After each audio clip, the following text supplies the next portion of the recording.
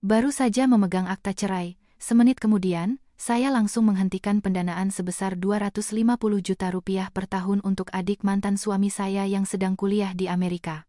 Mantan suami saya menelepon dengan nada menuntut, kalau kamu berhenti membayar, adikku bisa di drop out. Saya hanya tersenyum sinis. Besok, kejutan yang lebih besar menantinya. Saya memegang akta cerai yang stempel merahnya seolah masih hangat, namun hati saya terasa dingin, seolah baru saja keluar dari musim dingin yang berlangsung selama 5 tahun. Tepat 1 menit. 1 menit sejak saya resmi berhenti menjadi istri dari pria bernama Bima. Saya berdiri di depan kantor urusan agama, KUA. Siang itu di bulan Juni. Matahari membakar aspal, namun kepala saya terasa anehnya jernih. Tak ada air mata, tak ada gemetar, tak sedikit pun keraguan. Saya mengeluarkan ponsel dan menekan nomor yang sudah saya kenal. Andi, hentikan semua pembayaran untuk Vika. Di seberang telepon, terjadi keheningan sejenak, lalu terdengar suara hati-hati asisten saya. Baik, Bu Rina. Hentikan semuanya, termasuk biaya kuliah, tempat tinggal, uang saku, dan segera blokir semua rekeningnya. Ya, semuanya. Saya mengerti. Saya menutup telepon. Hanya butuh 1 menit. Selama 5 tahun saya membiayai seseorang yang bukan siapa-siapa saya, menghabiskan lebih dari 250 juta per tahun untuknya. Kini, semua itu berakhir hanya dengan satu kalimat. Saya mengangkat kepala. Di depan saya, Bima berdiri. Masih dengan setelan jasnya yang tanpa celah, postur tubuh yang sama percaya dirinya, dan di sudut bibirnya tersungging senyum seorang pemenang. Rina, akhirnya kamu sadar juga. Ia merapikan ujung lengan ke mejanya. Nadanya terdengar lega, seolah baru saja melepaskan beban berat. Seharusnya kamu tanda tangani saja 3 bulan lalu, kenapa harus menunda sampai sekarang? Tapi ya sudahlah, yang penting semua sudah berakhir. Saya menatapnya. Pria yang pernah saya percayai, yang saya cintai, sampai-sampai saya pikir saya hanya butuh dia seorang dalam hidup ini. Jangan khawatir, lanjut Bima dengan sikap murah hati. Meskipun kamu tidak akan mendapatkan harta apapun, tapi sebagai penghormatan atas 5 tahun pernikahan kita, aku akan mentransfer 100 juta rupiah untukmu sebagai modal awal. 100 juta rupiah? Saya tertawa pelan. 5 tahun pernikahan ditukar dengan 100 juta. Jika saya masih Rina yang 5 tahun lalu, mungkin saya akan menangis terharu. Tapi sekarang, rasanya begitu lucu hingga saya ingin bertanya balik, siapa yang sedang memberi sedekah kepada siapa? Saya melirik dokumen kepemilikan di tangan saya, mengusap sampulnya dengan ringan. Bima, ucap saya perlahan, aku ingin bertanya satu hal padamu. Dia sedikit mengernyit, tapi tetap mengangguk, katakan. Adikmu, Vika, dan kuliahnya di Amerika itu menghabiskan lebih dari 250 juta per tahun. Kamu tahu siapa yang membayar semua itu? Bima terdiam sejenak, lalu tertawa. Rina, apa kamu mulai mengigau setelah cerai? Itu uang perusahaan, apa urusannya denganmu? Saya mengangguk, sambil melirik jam. 30 detik telah berlalu. September 2020, saya memulai dengan nada datar, Vika menerima surat penerimaan, tapi beasiswanya tidak cukup. Saat itu, perusahaanmu sedang kesulitan keuangan, dan aku mentransfer 150 juta dari rekening pribadiku untuk membayar tahun pertamanya. Senyum di wajah Bima mulai membeku. Dari 2021 sampai 2023, lanjut saya. Setiap tahun aku mentransfer lebih dari 250 juta, termasuk biaya kuliah, sewa apartemen, dan biaya hidup. Semuanya tercatat jelas, dukungan finansial untuk Vika. Kamu bohong, desis Bima. Perlu aku cetak rekening korannya? Saya menatap lurus ke matanya. Bahkan, tahun lalu Vika ingin ganti mobil, katanya semua temannya di sana pakai mobil mewah. Kamu datang padaku dan minta tolong. Aku mentransfer lagi 125 juta. Wajah Bima yang tadinya pucat berubah menjadi kelabu seperti mayat. Itu uang perusahaan. Bukan, saya tersenyum. Itu uangku. Udara di antara kami tiba-tiba menjadi begitu berat hingga sulit untuk bernapas. Saat itu, ponsel saya berdering, panggilan internasional. Saya menjawabnya dan mengaktifkan mode pengeras suara. Rina, apa-apaan ini? Terdengar suara Vika yang melengking dan marah dari seberang. Kenapa semua kartuku diblokir? Aku sedang di toko. Semua orang melihatku seperti pencuri. Kamu bayangkan betapa malunya aku. Vika, jawab saya dengan tenang, mulai hari ini, kamu urus dirimu sendiri. Apa? Aku dan Mas Bima sudah bercerai. Aku tidak punya kewajiban lagi untuk menanggungmu. Di seberang sana, keheningan menyelimuti sejenak, lalu disusul ledakan amarah. Cerai? Justru karena itu kamu harus memberiku kompensasi. Sebentar lagi aku harus bayar uang kuliah. Dan tas yang sudah kuincar itu. Saya mematikan telepon tanpa ragu sedikit pun. Bima menatap saya, matanya memerah karena marah. Rina, segera buka blokir rekening Vika. Saya menunduk, menatapnya seolah dia orang asing. Dia adikmu, kan? Kamu yang biayai. Bukankah kamu pengusaha sukses? Satu kalimat sederhana itu membuatnya terdiam. Saya tahu lebih baik dari siapapun. Apa yang disebut holding sukses milik Bima sebenarnya hanyalah kemasan yang mengilap. Arus kasnya sudah lama menipis seperti benang. Jika bukan karena suntikan dana rahasia dari saya, perusahaannya pasti sudah runtuh tahun lalu. Dia tidak bisa berkata apa-apa. Teleponnya berdering lagi, kali ini ibunya. Saya melirik layarnya, menolak panggilan itu, dan dengan tegas memblokir nomornya. Rina, kamu sudah gila, geram Bima. Kamu mau membuat seluruh keluargaku bangkrut? Saya tertawa. Saya mendekat, merendahkan suara. Tahun lalu, saat kamu mengirim orang untuk mencegat dan mengintimidasiku agar menandatangani surat cerai, apa kamu berpikir bisa membuat seseorang bangkrut? Tatapannya goyah. Saya menatap lurus ke matanya. Selama 5 tahun terakhir, bukan berarti aku tidak tahu. Aku hanya memberimu kesempatan. Saya berhenti sejenak. Tapi sekarang aku sadar, beberapa hal, sebanyak apapun kesempatan yang diberikan, tidak akan berubah. Saya berbalik untuk pergi. Di belakang, terdengar suara Bima yang penuh kebencian. Rina, kamu akan menyesal. Saya tidak menoleh, hanya melambaikan tangan dengan ringan. Jangan khawatir, besok akan ada kejutan yang lebih besar. Pintu sedan hitam yang terparkir di tepi jalan terbuka. Sopir menundukkan kepala. Ibu Rina. Saya masuk ke dalam mobil.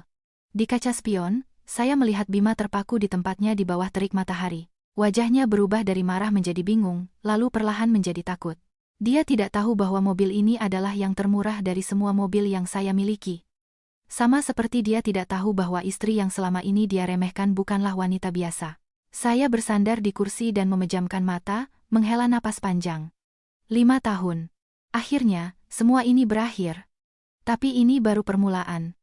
Mobil perlahan bergerak, menyatu dengan lalu lintas siang yang padat. Kota ini ramai seperti biasanya, tapi di dalam jiwa saya, anehnya terasa begitu tenang. Seolah setelah badai panjang, akhirnya saya bisa bernapas dalam-dalam tanpa menahan diri. Saya membuka mata dan melihat keluar jendela. Gedung-gedung berlalu lalang. Jalan-jalan yang tadinya akrab kini terasa asing, karena mulai saat ini, hidup saya berbelok ke arah yang sama sekali berbeda. Ibu Rina, langsung ke kantor? Tanya sopir pelan melalui kaca spion. Ya, ke kantor, jawab saya singkat dan tenang. Ponsel di tangan saya bergetar lagi. Kali ini sebuah pesan dari nomor tak dikenal. Rina, kamu akan membayar semua ini. Tidak perlu menebak untuk tahu siapa pengirimnya. Bima. Saya menatap pesan itu selama beberapa detik, lalu mengirim satu balasan. Satu kalimat saja, permainan baru saja dimulai. Setelah mengirimnya, saya langsung memblokir nomor itu. Kata-kata yang berlebihan tidak diperlukan. Mobil berhenti di depan sebuah gedung kaca yang tinggi di pusat bisnis Jakarta. Matahari memantul dari papan nama besar di atapnya, membuat 4 kata bersinar terang. Holding Sirius Capital. Inilah perusahaan saya. Sebuah kebenaran yang tidak Bima ketahui selama ini. Dia selalu mengira saya hanyalah pemegang saham kecil, seorang ibu rumah tangga biasa yang sesekali melakukan investasi kecil, tidak lebih. Dia tidak tahu bahwa semua investasi yang menyelamatkan perusahaannya, semua kontrak yang membantunya bertahan, semuanya melalui tangan saya. Saya keluar dari mobil, pintu otomatis terbuka. Selamat siang, Ibu Rina. Para resepsionis serempak menundukkan kepala. Saya mengangguk ringan dan berjalan lurus ke lift pribadi menuju lantai teratas. Pintu lift terbuka, dan sekretaris saya, Lena, sudah menunggu dengan sebuah map dokumen di tangannya. Ibu Rina, pengacara, Bapak Surya, sudah datang. Beliau menunggu di ruang rapat. Selain itu, dari perusahaan Bapak Bima tadi menelepon, menanyakan soal investasi kuartal ini. Saya tidak berhenti berjalan. Pengacara bisa menunggu 5 menit. Investasi, hentikan. Lena terdiam sejenak, tapi sesuai perjanjian. Saya tahu apa yang tertulis di sana, potong saya dengan suara yang sama tenangnya. Tapi dalam perjanjian itu juga ada klausul tentang penilaian kembali risiko jika ada perubahan signifikan. Bapak Bima baru saja bercerai. Itu adalah perubahan yang signifikan. Lena langsung mengangguk. Baik, saya mengerti. Saya masuk ke ruang kerja saya. Pintu kaca tertutup di belakang saya, dan keheningan menyelimuti. Saya berjalan ke jendela dan menatap ke bawah, ke arus mobil, ke sosok-sosok manusia yang kecil. Bayangan Bima yang terpaku di depan KUA kembali muncul di benak saya. Dia belum mengerti apa yang terjadi, tapi sebentar lagi dia akan mengerti. Ibu Rina, Lena mengetuk pintu. Bapak Surya sudah siap. Saya berbalik dan mengangguk. Persilakan masuk. Masuklah pengacara Surya, seorang pria tegap dengan tatapan tajam, khas orang yang terbiasa menangani kasus-kasus rumit. Ibu Rina, saya sudah menyiapkan semua dokumennya. Dia meletakkan sebuah map tebal di atas meja. Saya sudah mengumpulkan semua bukti penggelapan aset oleh Bapak Bima, pemalsuan laporan keuangan, serta bukti perselingkuhannya. Jika kita ajukan ini ke pengadilan, kita tidak hanya bisa mendapatkan kembali bagian harta Anda, tapi juga menuntut kompensasi. Saya duduk dan mulai membolak-balik halaman. Angka-angka, rekening koran, foto-foto, semuanya begitu jelas hingga tidak menyisakan keraguan. Berapa totalnya? Tanya saya. Pak Surya membenarkan letak kacamatanya. Menurut perhitungan paling konservatif, sekitar 50 miliar rupiah. 50 miliar. Saya menutup map itu dan meletakkannya di meja. Saya tidak butuh uang itu. Dia terkejut. Maksud ibu? Saya ingin perusahaan Bima bangkrut. Ruangan itu hening selama beberapa detik. Pak Surya menatap saya. Di matanya, terlintas keterkejutan yang kemudian berganti menjadi keseriusan. Itu akan jauh lebih sulit. Saya tahu. Itu akan memakan waktu, butuh usaha, dan mungkin akan berlarut-larut. Saya punya banyak waktu. Saya menatap lurus ke matanya. Saya hanya butuh hasilnya. Pak Surya mengangguk perlahan. Baik, saya akan segera mulai mengerjakannya. Begitu dia pergi, telepon saya berdering lagi. Kali ini sahabat saya, Sarah. Rina, jadi, sudah cerai? Suaranya penuh semangat. Ya, syukurlah. Akhirnya. Malam ini kita makan malam, ya. Aku yang traktir. Saya tertawa pelan. Setuju. Oh ya, kamu sudah hentikan pendanaan untuk si Vika itu? Sudah. Anak itu pasti sedang kalang kabut sekarang. Tadi sudah meneleponku 3 kali, teriak-teriak. Biar saja, kata saya. Sarah tertawa terbahak-bahak. Rasakan. Selama ini dia selalu memandangmu seolah kamu sapi perah. Saya terdiam sejenak. Bukannya aku tidak tahu, hanya saja dulu aku melakukannya dengan sukarela. Rina, suara Sarah tiba-tiba menjadi serius. Kamu baik-baik saja? Saya melihat keluar jendela. Matahari sudah tidak begitu terik. Aku baik-baik saja. Jawaban singkat, tapi kali ini jujur. Bagus, kata Sarah. Sekarang gilirannya membayar semua utangnya. Saya tidak menjawab apa-apa, hanya tersenyum tipis, dan menutup telepon. Sisa hari itu berlalu dengan cepat. Seperti yang saya duga, menjelang akhir jam kerja, berita-berita pertama mulai muncul. Holding milik Bima terancam gagal bayar. Mitra bisnis menangguhkan kerjasama. Bank meninjau ulang syarat kredit. Saya duduk di depan monitor, membaca baris demi baris. Pandangan saya benar-benar tenang. Ponsel bergetar, Bima menelepon. Saya melihat layarnya, membiarkan panggilan itu berlalu, lalu menolaknya. Segera setelah itu, pesan-pesan mulai masuk. Rina, apa ini ulahmu? Kenapa investasi dihentikan? Angkat teleponnya. Kita perlu bicara. Saya membaca semuanya dan menghapusnya tanpa membalas. 10 menit kemudian, telepon berdering lagi. Kali ini dari nomor yang berbeda. Saya menjawabnya. Rina, apa yang kamu lakukan? Suara Bima serak. Dia jelas sudah kehilangan ketenangannya. Apa maksudmu?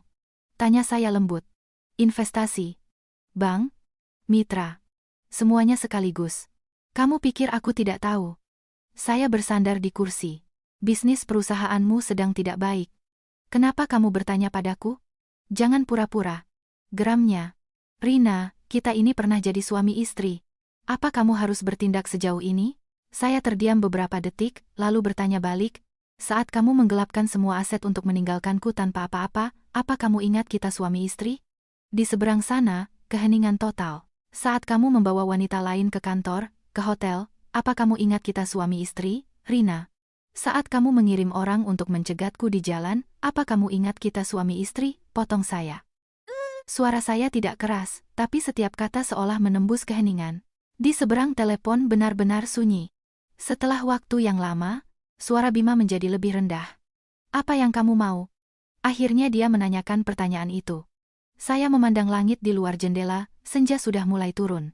Kamu akan segera tahu, kata saya dan menutup telepon, tidak memberinya kesempatan lagi. Malam itu, saya berdiri sendirian di ruang kerja saya. Kota telah menyalakan lampu-lampunya. Cahaya terang terhampar di bawah, seolah lautan bintang buatan. Saya mengangkat segelas anggur, menggoyangkannya sedikit. Cairan merah gelap itu berputar, memantulkan cahaya gemerlap. 5 tahun. Dulu saya berpikir, jika saya berusaha sedikit lagi, bersabar sedikit lagi, semuanya akan membaik.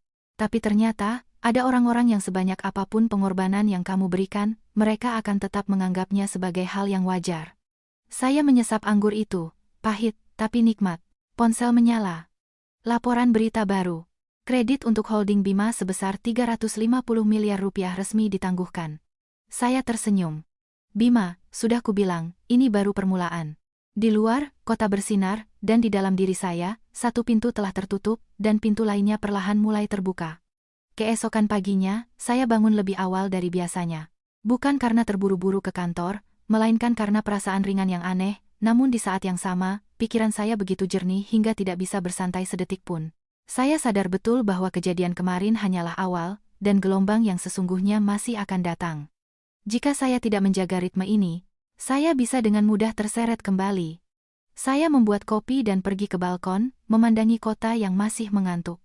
Sinar matahari pertama menyelimuti atap-atap rumah dengan warna emas pucat.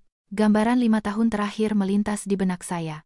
Setiap jumlah uang, setiap kelonggaran, setiap kali saya menutup mata pada apa yang terjadi, dan setiap kali saya membujuk diri sendiri. Harus bersabar sedikit lagi. Saya memejamkan mata. Tidak ada lagi sedikit lagi. Telepon berdering. Itu Andi. Ibu Rina, dari pihak perusahaan Bapak Bima, sejak pagi tadi ada banyak gejolak. Saya tidak terkejut. Katakan. Bank secara resmi telah mengirimkan surat tagihan utang. Beberapa mitra juga mulai menuntut pembayaran segera. Sekarang di depan kantor mereka, para pemasok berkumpul menuntut pembayaran. Saya menyesap kopi. Suara saya tetap datar. Sudah masuk media? Sudah, Bu. Semua media bisnis dan keuangan sudah mempublikasikannya. Beritanya menyebar sangat cepat. Terus liput. Baik, Bu. Saya menutup telepon. Semuanya berjalan sesuai rencana saya. Tidak lebih cepat, tidak lebih lambat. Tepat waktu. Saya berpakaian dan tiba di kantor lebih awal dari biasanya. Begitu masuk ke lobi, saya merasakan atmosfer yang berbeda. Karyawan bergerak lebih cepat, berbicara lebih pelan. Semua tahu ada sesuatu yang serius sedang terjadi, tapi tidak ada yang mengucapkannya dengan lantang. Ibu Rina, Lena mendekat dengan ekspresi serius. Dari perusahaan Bapak Bima mengirim seseorang. Dia ingin bertemu dengan Anda. Saya tidak berhenti berjalan. Saya tidak ada janji. Dia direktur keuangan mereka. Apalagi, saya tidak mau bertemu. Saya masuk ke lift. Pintu tertutup dan saya sendirian. Terkadang, keheningan adalah jawaban yang paling jelas. Ketika saya sampai di lantai saya, begitu keluar dari lift, ponsel saya mulai bergetar tanpa henti. Bima menelepon. Saya melirik layar dan tidak menjawab. Lalu pesan-pesan mulai berdatangan. Rina, aku tahu ini ulahmu. Situasi di perusahaan kritis. Jangan keterlaluan, ayo kita bicara. Saya membaca semuanya dan meletakkan ponsel di meja tanpa membalas. Beberapa menit kemudian, panggilan lain masuk. Kali ini dari ibunya. Saya terdiam sejenak, lalu menjawab. Rina, apa yang kamu lakukan? Suaranya melengking dan penuh amarah. Perusahaan Bima sebentar lagi hancur, dan kamu juga menghentikan pendanaan untuk Vika. Kamu mau membuat seluruh keluarga kami mati. Saya berdiri di dekat jendela, memandangi arus mobil di bawah. Ibu Wati, ucap saya perlahan, saya dan Bima sudah bercerai. Memangnya kenapa kalau sudah cerai? Kamu itu tetap kakak ipar Vika. Dia di sana sendirian. Siapa lagi yang akan mengurusnya kalau bukan kamu? Saya tertawa pelan. Kakak ipar. Bahkan di saat seperti ini, dia masih bisa mengatakannya. Ibu salah. Suara saya tenang, tapi dingin. Sejak kemarin, saya bukan lagi bagian dari keluarga ibu. Mulai sekarang, urusan Bima dan Vika bukan lagi urusan saya. Di seberang sana, keheningan sejenak, lalu nadanya berubah menjadi sinis. Aku sudah tahu kamu bukan orang baik. Di luar kelihatannya manis, tapi di dalam penuh perhitungan. Kamulah yang menghancurkan anakku. Saya mendengarkan tanpa menyela. Setelah dia selesai, saya menjawab dengan lembut, Ibu Wati, Ibu tahu dari mana modal awal perusahaan Bima? Dia terdiam. Tentu saja dia membangun semuanya sendiri. Dari 150 juta rupiah hasil penjualan apartemen ibu saya yang saya investasikan untuk usahanya. Saya mengucapkan setiap kata dengan jelas. Dan ibu tahu dari mana dia mendapatkan kontrak besar pertamanya? Di seberang sana hening. Saya menggunakan koneksi almarhum ayah saya. Keheningan. Saya melanjutkan, suara saya tidak meninggi, tapi setiap kata terdengar jelas. Perusahaannya sudah 3 kali diambang kebangkrutan. Dan setiap kali, sayalah yang menyuntikkan dana untuk menyelamatkannya. Ibu bilang saya bukan orang baik. Lalu, siapa saya selama 5 tahun ini? Di seberang telepon tidak ada yang bisa dikatakan lagi. Setelah waktu yang lama, suaranya melemah. Itu sudah kewajibanmu. Saya memejamkan mata sejenak, lalu membukanya. Bukan, kata saya. Itu kebaikan hati. Saya menutup telepon. Tidak ada lagi kata yang diperlukan. Ada orang-orang yang sebanyak apapun penjelasan yang diberikan, mereka tidak akan mengerti. Atau mengerti, tapi tidak mau mengakuinya. Siang hari, berita semakin membesar. Holding Bima diambang kebangkrutan. Karyawan tidak digaji selama 2 bulan. Mitra bisnis ramai-ramai menarik modal. Saya duduk di ruang kerja, membaca judul-judul berita itu tanpa merasa puas atau senang, hanya ketenangan. Saya tahu ini bukan balas dendam, ini adalah hasil. Hasil dari apa yang telah dia perbuat. Saat itu, pintu ruang kerja terbuka. Lena masuk. Suaranya sedikit cemas. Ibu Rina. Di bawah ada Bapak Bima. Saya mengangkat kepala. Dia bilang dia harus bertemu dengan Anda. Saya terdiam beberapa detik, lalu mengangguk. Biarkan dia naik. Lena terkejut. Ya, biarkan naik. Baik. Saya memutar kursi saya, meletakkan tangan di atas meja. Waktunya telah tiba. Pintu terbuka, dan Bima masuk. Hanya dalam 1 hari, dia tampak seperti orang yang berbeda. Jasnya kusut, dasinya miring, matanya merah dengan lingkaran hitam yang jelas. Terpancar kelelahan dan kepanikan darinya, yang belum pernah saya lihat sebelumnya. Dia berdiri di depan saya tanpa berkata-kata, hanya menatap, seolah mencoba menemukan wanita yang dia kira sudah sangat dikenalnya. Duduk, kata saya. Dia tidak duduk. Rina, apa kamu benar-benar mau sejauh ini? Suaranya serak. Saya menatapnya tanpa menjawab. Dia melangkah maju. Perusahaan ini segalanya bagiku. Kamu tahu itu. Kalau hancur, aku tidak punya apa-apa lagi. Saya sedikit memiringkan kepala. Memangnya kenapa kalau kamu tidak punya apa-apa lagi? Dia terpaku. Mungkin dia tidak menyangka akan mendapat pertanyaan seperti itu. Rina, dia merendahkan suaranya, kita kan pernah jadi suami istri. Saya tertawa pelan. Kamu masih ingat itu? Satu pertanyaan yang membuatnya terdiam. Saya berdiri dan perlahan mendekatinya. Bima, saya menatap lurus ke matanya. Kalau kemarin aku tidak bereaksi, akan jadi apa aku sekarang? Dia diam. Tidak punya apa-apa, jawab saya untuknya. Tanpa uang, tanpa rumah, tanpa perusahaan, dan dengan reputasi yang tercoreng. Apa kamu pernah memikirkannya? Dia mengepalkan tangannya. Aku bisa memberimu kompensasi. Kompensasi? Saya tersenyum sinis. Dengan cara apa? Dia diam. Saya berbalik dan berjalan ke jendela. Kamu datang ke sini bukan untuk minta maaf, kata saya. Kamu datang untuk minta uang. Udara di ruangan itu mengental. Dia tidak membantah, karena dia tahu itu benar. Setelah waktu yang lama, dia berkata, Rina, apa yang kamu mau? Saya berbalik dan menatapnya. Di mata saya tidak ada sedikit pun rasa kasihan. Kamu akan segera tahu, kata saya, tapi bukan hari ini. Saya menekan tombol intercom. Lena masuk. Antar Bapak Bima keluar. Bima berdiri, seolah ingin mengatakan sesuatu, tapi pada akhirnya dia diam, berbalik, dan pergi. Pintu tertutup, dan ruangan itu kembali sunyi. Saya berdiri, menatap kekosongan di depan saya. Tidak ada kegembiraan, tidak ada kesedihan. Hanya akhir dari satu babak kehidupan dan awal dari babak yang lain. Ketika pintu di belakang Bima tertutup, saya masih berdiri diam untuk beberapa saat, menatap ruang kosong di depan saya. Bukan karena ragu, tetapi untuk memastikan bahwa tidak ada emosi yang tersisa di hati saya yang bisa membuat saya mundur. Saya sadar betul bahwa mulai saat ini, tidak ada jalan untuk kembali. Ibu Rina, Lena berdiri di samping saya, merendahkan suaranya. Apakah saya perlu terus memantau situasi di perusahaan Bapak Bima? Saya menggeleng pelan. Tidak perlu dipantau. Saya kembali ke kursi saya. Cukup beritahu perkembangannya. Memantau adalah pekerjaan bagi mereka yang masih terikat. Saya hanya perlu tahu untuk mengendalikan. Lena mengangguk. Baik. Dia baru saja berbalik untuk pergi ketika telepon internal berdering.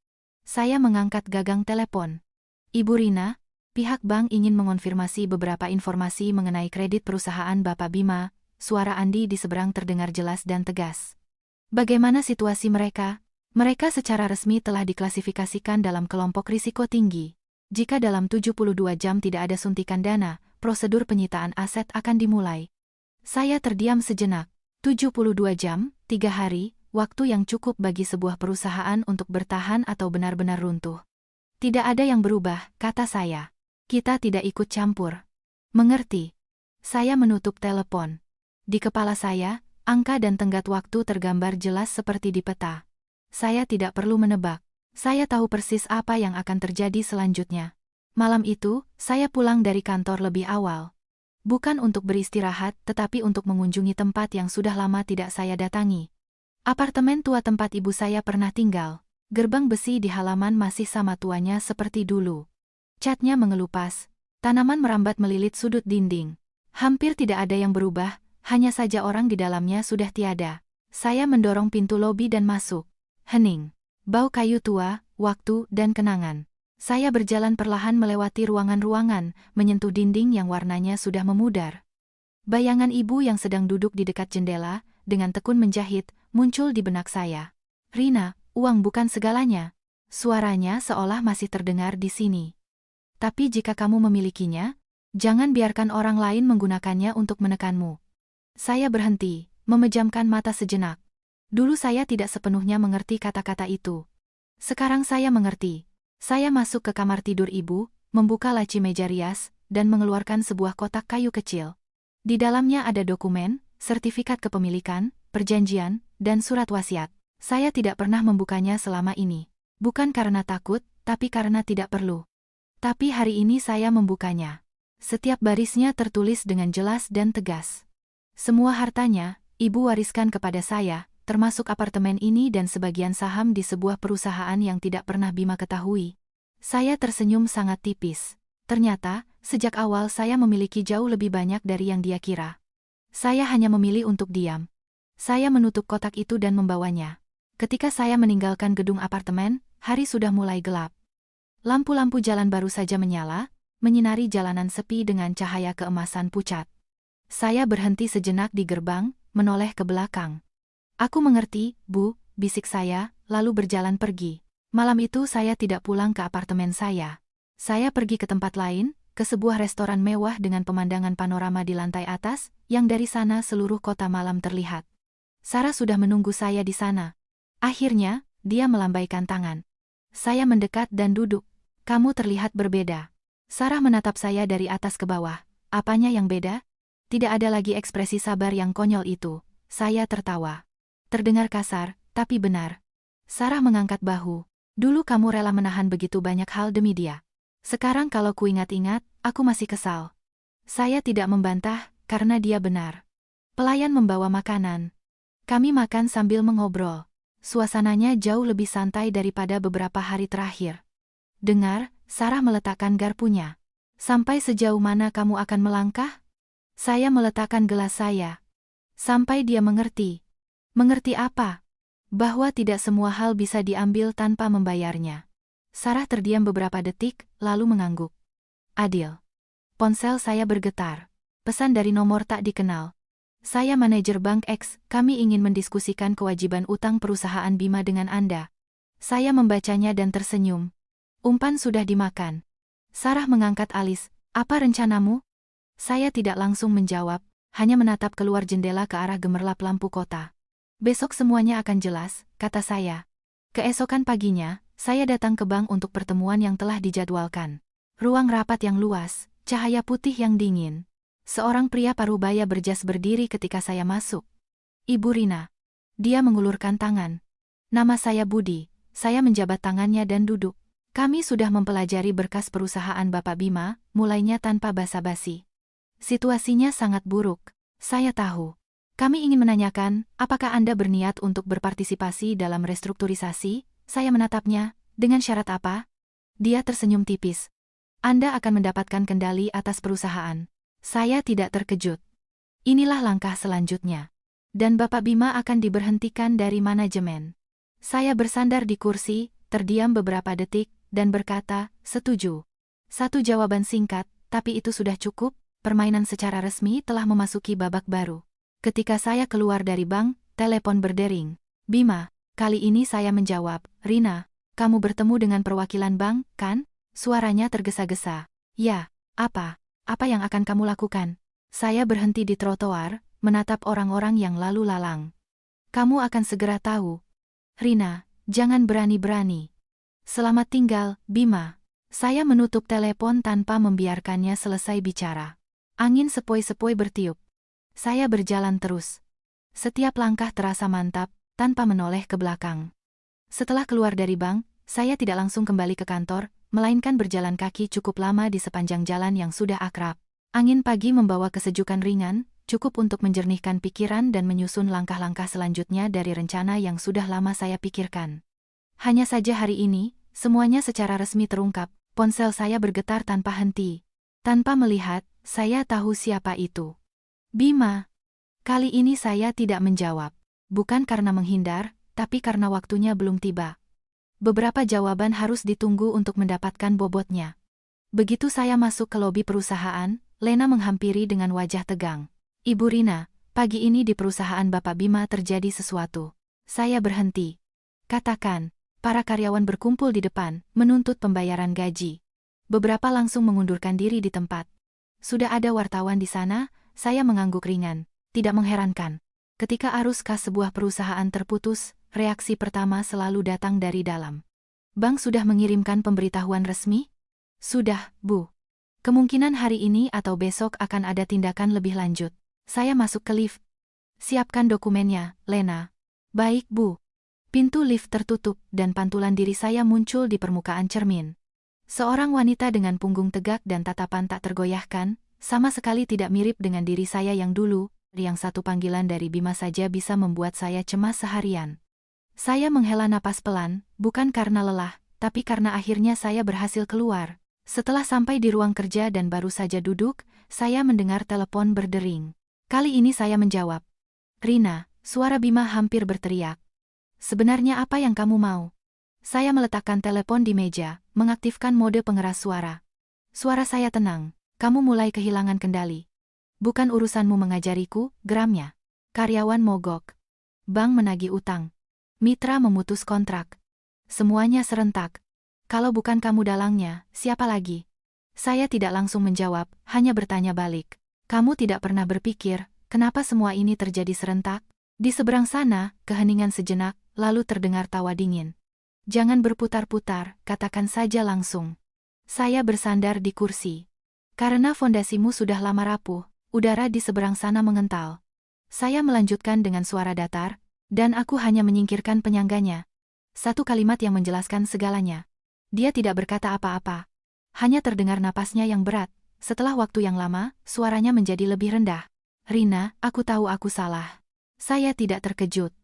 Ketika orang terpojok, mereka akan mengatakan hal-hal yang sebelumnya tidak pernah terpikirkan untuk mereka katakan. Aku tidak seharusnya memperlakukanmu seperti itu. Aku tidak seharusnya melakukan semua itu.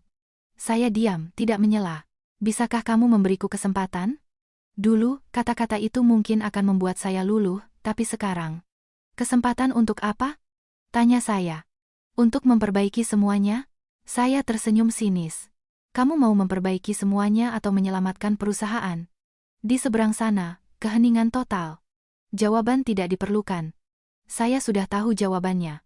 Kemarin kamu menelepon semua mitra, lanjut saya, tapi tidak ada yang mengangkat telepon. Kamu pergi ke bank, tapi mereka menolak menemuimu. Saya berhenti sejenak. Tahu kenapa? Karena mereka tidak percaya lagi padamu. Suara saya tidak keras, tapi setiap kata terdengar jelas. Di seberang sana benar-benar sunyi. Setelah waktu yang lama, dia berkata, Rina, apa yang harus aku lakukan? Saya melihat keluar jendela. Matahari sudah tinggi. Siang ini, datang ke kantorku, kata saya, sendirian.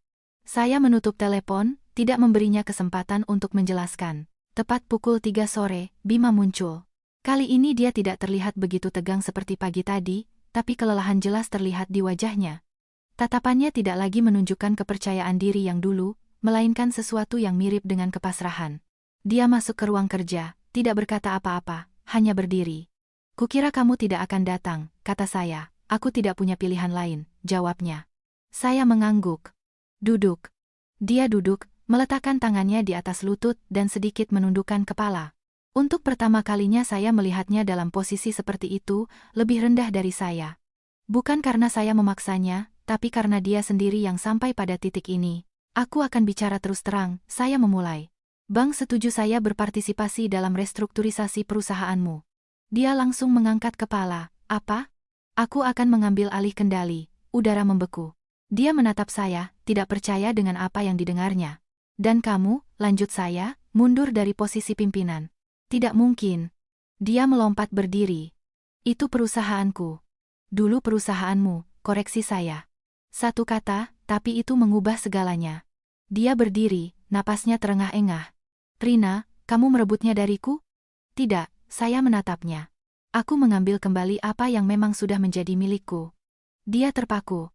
Saya membuka laci meja, mengeluarkan sebuah map berisi dokumen dan meletakkannya di depannya. "Kamu bisa lihat." Dia mengambilnya, mulai membolak-balik halaman, dan wajahnya berubah setiap detiknya. "Itu bukti semua investasiku di perusahaanmu," kata saya, "termasuk yang tidak pernah kamu catat." Dia diam. Saya melanjutkan, "Totalnya lebih dari 75 miliar rupiah." Ruangan itu sunyi senyap. Dia meletakkan map itu. Tangannya sedikit gemetar. "Aku tidak tahu." "Tentu saja tidak tahu." Saya menatap lurus ke matanya. "Karena kamu tidak pernah bertanya." Satu kalimat sederhana, tapi begitu berat hingga tidak ada yang bisa dibantah. Dia duduk lagi, memegangi kepalanya dengan kedua tangan. Suaranya menjadi serak. "Kamu benar-benar mau menghancurkanku?" Saya terdiam beberapa detik, lalu berkata, "Tidak." Dia mengangkat kepala. "Aku memberimu jalan keluar." Saya mendorong map dokumen ke arahnya. "Tanda tangani ini. Kamu keluar dari perusahaan, tapi sebagai imbalannya, semua kewajiban utangmu dihapuskan." Dia menatap saya. Di matanya ada pertarungan batin. "Dan jika kamu tidak menandatanganinya," kata saya, "dalam 3 hari perusahaan ini akan bangkrut, dan kamu akan kehilangan segalanya." Ini bukan ancaman, melainkan pernyataan fakta. Dia menundukkan kepala dan diam untuk waktu yang lama. Begitu lama hingga saya bisa mendengar detak jam di dinding. Akhirnya, dia mengambil pulpen dan menandatanganinya. Dengan satu goresan, tegas, seolah memotong masa lalu. Dia meletakkan pulpen itu, duduk terdiam. "Terima kasih."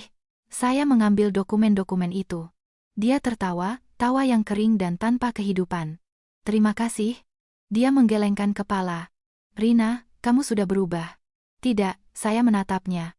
"Aku hanya berhenti menjadi diriku yang dulu." Dia berdiri dan berjalan ke pintu. Sebelum pergi, dia berhenti sejenak, tapi tidak menoleh, dan pergi. Pintu tertutup. Saya duduk terdiam. Tidak ada kegembiraan, tidak ada kesedihan. Hanya kelegaan. Kelegaan yang saya tunggu-tunggu selama 5 tahun ini. Ketika pintu di belakang Bima tertutup, itu bukan hanya akhir dari sebuah pertemuan. Itu adalah sebuah titik. Titik akhir yang sesungguhnya dari semua yang telah berlangsung selama 5 tahun. Saya duduk beberapa saat, tangan saya berada di atas dokumen yang telah ditandatangani. Saya memandangi tinta yang masih segar, dan hati saya terasa tenang. Bukan karena saya menjadi tidak berperasaan, tetapi karena semua emosi yang mungkin ada telah lama habis. "Ibu Rina." Lena mengetuk pintu dan masuk. "Dari bank baru saja mengirim konfirmasi. Proses serah terima akan dimulai siang ini." Saya mengangguk, "Siapkan ruang rapat." "Saya akan ikut serta secara pribadi." "Baik." Lena pergi. Saya berdiri, merapikan blazer saya, dan sekali lagi menatap diri saya di cermin. Tatapan yang sama, tenang, jernih, tanpa keraguan. Ini bukan lagi masalah pribadi. Ini adalah pekerjaan. Pukul 3 sore, di ruang rapat utama di lantai atas, lampu menyala terang. Suasananya begitu serius sehingga hampir tidak ada yang berbicara selain urusan pekerjaan. Perwakilan bank, pengacara Surya, tim keuangan saya, dan beberapa manajer puncak dari perusahaan Bima, semuanya hadir, hanya Bima yang tidak ada. Saya tidak bertanya mengapa. Saya tahu perannya di ruangan ini sudah selesai. "Kita mulai." Suara saya terdengar jelas. Dokumen-dokumen dibuka, setiap pasal dibacakan, setiap angka dikonfirmasi. Semuanya berlangsung cepat, tapi tertib. Tidak ada satu detail pun yang terlewatkan. Saya duduk di ujung meja. Saya tidak banyak bicara, tapi setiap kata saya adalah keputusan. Utang sebesar 350 miliar rupiah akan direstrukturisasi, kata perwakilan bank, dengan syarat ada suntikan dana baru ke perusahaan dan pergantian manajemen. Saya yang akan bertanggung jawab untuk itu, jawab saya. Dan semua wewenang manajemen beralih kepada Anda, Ibu Rina. Benar. Tidak ada yang keberatan. Mereka tahu tidak ada pilihan lain. Rapat berlangsung hampir 3 jam. Ketika semuanya selesai, di luar jendela hari sudah mulai gelap. Lampu-lampu kota mulai menyala, terpantul di kaca tebal ruang rapat. Saya menandatangani dokumen terakhir, meletakkan pulpen. Muncul perasaan yang sangat jelas. Bukan kemenangan, melainkan penyelesaian. Satu tahap telah berakhir. Selamat, Ibu Rina, kata Pak Surya dengan nada sedikit lega. Mulai sekarang, semuanya ada di tangan Anda. Saya mengangguk. Terima kasih, Pak Surya. Semua orang pergi satu persatu. Ruangan itu perlahan menjadi kosong. Saya duduk beberapa menit lagi, menatap keluar jendela ke arah gemerlap lampu, seperti lukisan yang tidak pernah diam. Ponsel bergetar. Nomor tak dikenal. Saya menjawabnya. Ibu Rina? Suara yang akrab. Vika, kenapa kamu menelepon? Tanya saya langsung. Di seberang sana, keheningan sejenak, lalu terdengar isak tangis.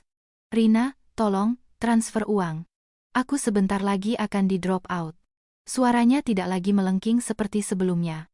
Sekarang terdengar bergetar dan ketakutan. Aku sudah menelepon Mas Bima, tapi dia tidak punya uang. Saya tidak terkejut. Vika, kata saya, berapa usiamu? 22. Menurutmu, sampai usia berapa aku wajib membiayaimu? Di seberang sana hening, hanya terdengar isak tangis. Tapi kan biasanya. Dulu itu keputusanku secara sukarela, potong saya. Sekarang tidak lagi. Terjadi jeda yang panjang. Ibu Rina, suaranya menjadi lebih pelan. Aku tidak tahu harus berbuat apa. Saya memejamkan mata sejenak. Bukan karena kasihan, tapi untuk berpikir. Aku tidak akan mentransfer uang, kata saya, lalu berhenti sejenak. Tapi aku bisa memberimu satu pilihan. Di seberang sana langsung hening. Apa? Cari kerja. Paruh waktu atau penuh waktu. Kamu sudah dewasa. Tapi aku kan kuliah. Aku baru saja mengambil alih perusahaan kakakmu, kata saya dengan tenang. Kalau mau, aku bisa menawarimu pekerjaan di kantor cabang kami di sana. Di seberang sana hening, mungkin tidak percaya dengan apa yang didengarnya. Cari uang sendiri, bayar kuliah sendiri, lanjut saya. Tidak ada lagi yang akan membiayaimu. Setelah waktu yang lama, Vika bertanya pelan, Mbak Rina, apa Mbak benar-benar tidak akan membantuku lagi? Saya membuka mata dan menatap kota. Tidak. Saya menutup telepon tanpa ragu. Ada orang yang tidak akan pernah belajar berdiri di atas kaki sendiri jika kamu tidak berhenti menopangnya. Malamnya saya pulang cukup larut. Apartemen terasa sunyi. Tidak ada lagi pesan-pesan mendesak, tidak ada lagi panggilan telepon yang penuh tekanan. Saya meletakkan tas, berjalan ke dapur, menuang segelas air, dan diam bersandar di meja. Keheningan yang dulu saya takuti, kini terasa menyenangkan. Ponsel menyala. Pesan dari nomor yang tidak tersimpan. Rina, ini Bima. Saya melihatnya, tidak membalas. Pesan berikutnya, aku sudah pindah dari kantor. Aku tidak punya apa-apa lagi. Malam ini aku duduk di bar lama kita. Entah kenapa aku menulis ini padamu. Pesan itu terputus. Saya menatap layar selama beberapa detik, lalu mematikannya. Tidak pergi, tidak membalas, tidak kembali. Saya pergi ke balkon. Angin malam terasa sejuk, tapi tidak lagi membuat saya menggigil. Saya berdiri, memandangi kota di bawah. Lampu-lampu masih menyala. Arus mobil tidak berhenti, semuanya berjalan seperti biasa, bahkan jika seseorang kehilangan segalanya, dunia tidak berhenti, dan saya juga. Saya kembali ke dalam, menutup pintu. Hari telah berakhir. Tidak ada lagi ikatan, tidak ada lagi kewajiban. Yang tersisa hanyalah saya. Keesokan paginya, saya bangun sedikit lebih siang dari biasanya. Bukan karena lelah, tapi karena untuk pertama kalinya setelah bertahun-tahun, saya tidak terbangun oleh tekanan tak terlihat yang memberatkan dada. Tidak ada perasaan harus segera mengambil ponsel dan memeriksa apakah ada masalah di perusahaan Bima, apakah dia butuh uang, atau apakah ibunya menelepon lagi dengan omelan. Sebagai gantinya, ada keheningan yang sesungguhnya, yang membuat saya bisa berbaring beberapa menit lagi, memandangi sinar matahari yang menembus tirai dan menyadari bahwa hidup saya akhirnya kembali ke tempat yang seharusnya. Saya bangkit dari tempat tidur, membuat kopi, dan berdiri di dekat jendela, memandangi kota yang baru mulai terbangun. Di kepala saya tidak ada lagi perhitungan yang rumit, melainkan kejernihan yang langka. Seolah permukaan air setelah hujan lebat akhirnya tenang, dan dasar danau bisa terlihat, memperlihatkan apa yang selama ini tersembunyi. Telepon berdering. Itu Lena. Ibu Rina, pagi ini di perusahaan yang baru, secara umum sudah stabil, tapi beberapa manajer lama Bapak Bima menolak untuk bekerja sama. Saya tidak terkejut. Setiap perubahan yang berkaitan dengan kekuasaan pasti menimbulkan reaksi, terutama dari mereka yang terbiasa berada di atas dan sekarang harus tunduk pada orang yang dulu mereka remehkan.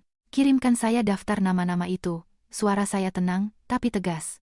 Yang tidak mau bekerja sama, pecat. Lena terdiam sejenak, lalu menjawab, saya mengerti.